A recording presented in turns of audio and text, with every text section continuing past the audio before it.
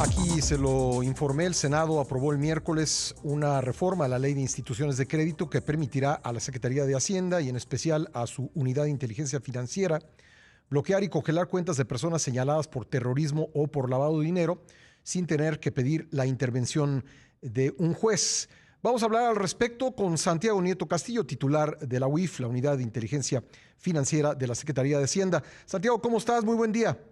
¿Qué tal, Pascal? Un saludo a ti, a tu auditorio, muy buen día. Bueno, pues creo que es importante escuchar al titular de la UIF sobre esta reforma porque, como seguramente sabes, Santiago, pues ha habido interpretaciones varias de esta reforma. ¿De qué manera nos ayuda, digamos, como sociedad y de qué manera pues no nos perjudica lo que se aprobó?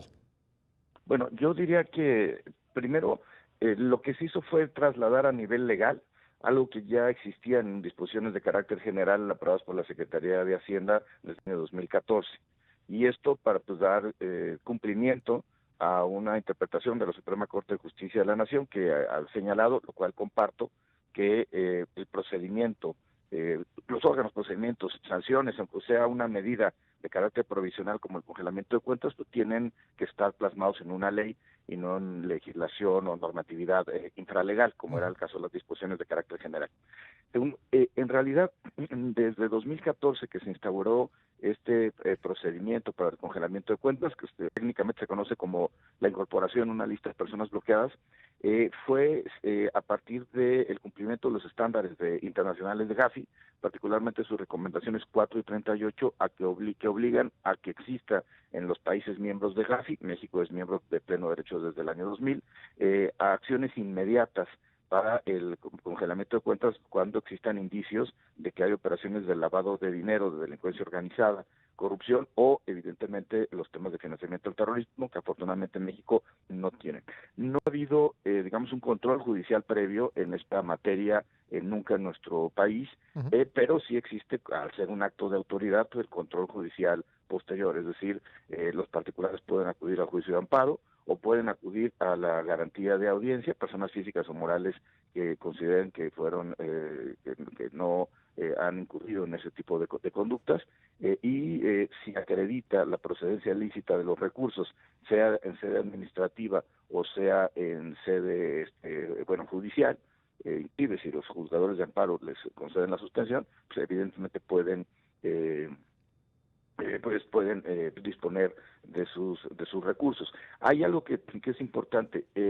A partir de la jurisprudencia Medina Mora, estuvimos incorporados en una dinámica negativa. ¿En qué sentido? Había casos, pienso por ejemplo el de Kamel Nasif, que es un caso muy relevante, en donde teníamos 800 millones de pesos congelados y se le otorga la suspensión y en ese momento mueven el dinero de las cuentas incluso fuera del país.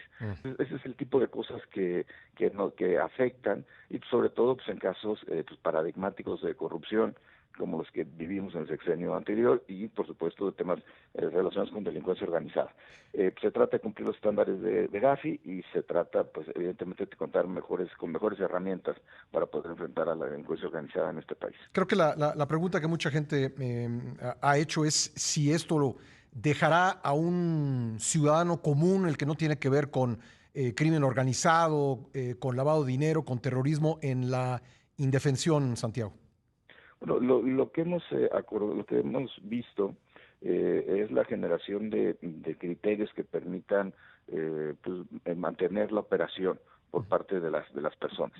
Evidentemente, si es un tema de delincuencia organizada, a partir de estas operaciones que hemos hecho con la DEA, con la SEDENA, la Secretaría de Marina, el Centro Nacional de Inteligencia, pues nuestro estándar va a ser un estándar mucho más rígido en contra de las personas que han sido señaladas por las organizaciones del Estado mexicano o inclusive por agencias internacionales.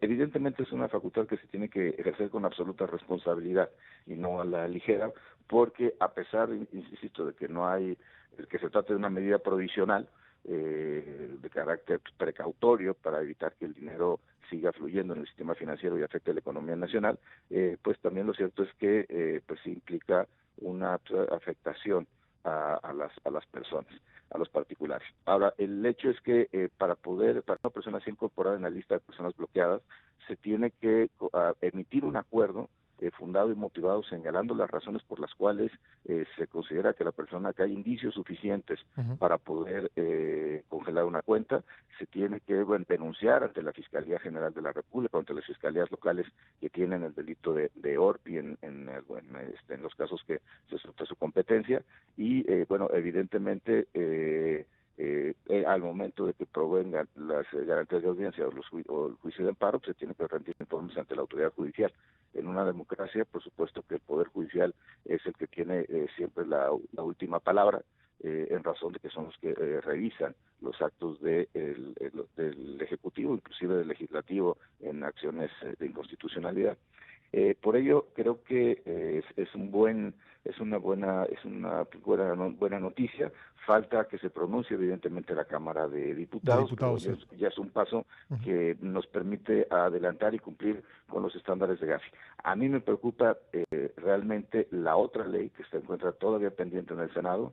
Se está promoviendo un parlamento abierto para discutirla, que es la ley de prevención, o la ley antilavado, la Ley Federal de Identificación de Operaciones con Recursos de Procedencia Ilícita, porque este paquete de reformas también está pensado en cumplir los estándares de Gafi, a los que México se somete, y que en el 18 de diciembre tenemos que rendir nuestro informe de cumplimiento de las 40 recomendaciones. Muy bien. Si no se consigue la reforma, podremos mejorar en calificación en 6 de ellas, y si se consigue, por supuesto, pues estaremos mejorando en 12 o 13, lo cual será pues importante para el país. Pues estaremos muy pendientes de ello, Santiago, y te agradezco la buena disposición que siempre tienes de conversar con nosotros.